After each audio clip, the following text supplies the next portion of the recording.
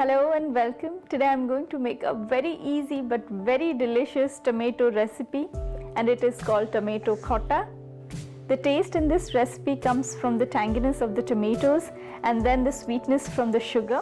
This is a very simple dish, so let's get started.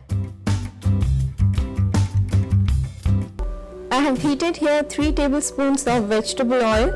Instead of vegetable oil, you can use some clarified butter or ghee. Oil is hot. To this I am adding 1 teaspoon of panchforan. Let the seeds splutter. Seeds are done. To this I am adding 1 teaspoon of crushed ginger. Try it for a second or two. Now goes few green chilies. This green chilies is absolutely to your taste. And a pinch of asafoetida or hing, and finally few curry leaves. Now goes some tomatoes. This is 2 medium to large size tomatoes cut into big chunks, and along with the tomato I am adding half teaspoon of salt, and the next thing is to cover the lid and let it cook on low heat for about 5 minutes. Do ensure before adding green chilies to hot oil you're making small pokes in it so that it doesn't splutter. Cover the lid and let it cook for 5 minutes. After 5 minutes, open the lid. Tomatoes are cooked. They're very soft now, but still I'm going to cook it further so that it becomes very soft, almost mashy.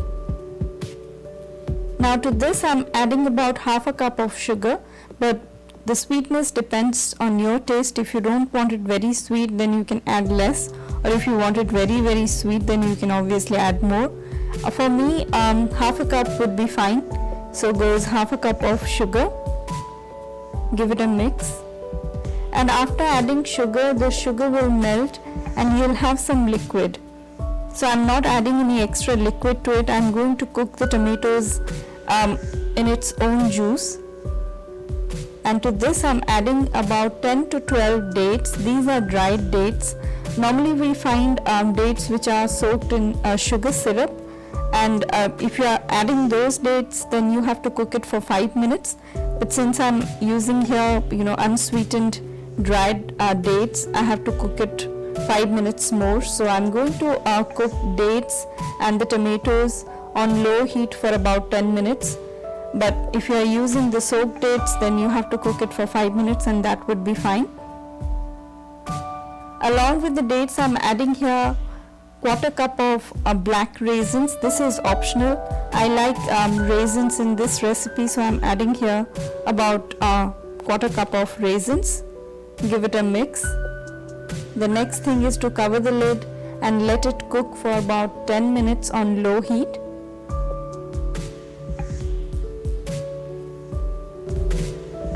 After 10 minutes, open the lid. You can see here the tomatoes are completely mashed up. This khatta is quite thick, but if you want it a little thinner, then you can add in some water to it. But for me, this is the right consistency, so I'm not going to add any water to it. While cooking it, if you find it very dry, then also you can add a little water and then you can cook it further. So give it a good mix. This khatta has the tanginess that comes from the tomatoes, and the sweetness will come from the dates and the sugar. Finally, to this I am adding some very finely chopped mint leaves, fresh mint leaves. If you want to add chopped up coriander leaves, then you can add it, but mint is my personal favorite, so I am adding here. This is about 1 teaspoon of finely chopped mint leaves.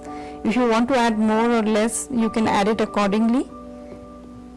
As I said, the tanginess comes from the tomatoes and the sweetness from the dates and sugar, and the dates have this amazing texture to it. So this recipe is wonderful. You have the texture coming from the dates, the raisins and the tomatoes, and the tanginess and the sweetness all together. So this is ready. I'm going to serve it now.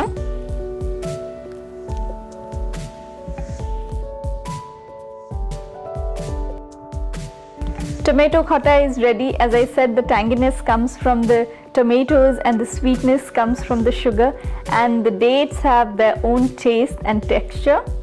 So do try this very delicious tomato khatta recipe and don't forget to let me know about it. We will meet next time, and don't forget to hit the subscribe button. Till then, bye bye.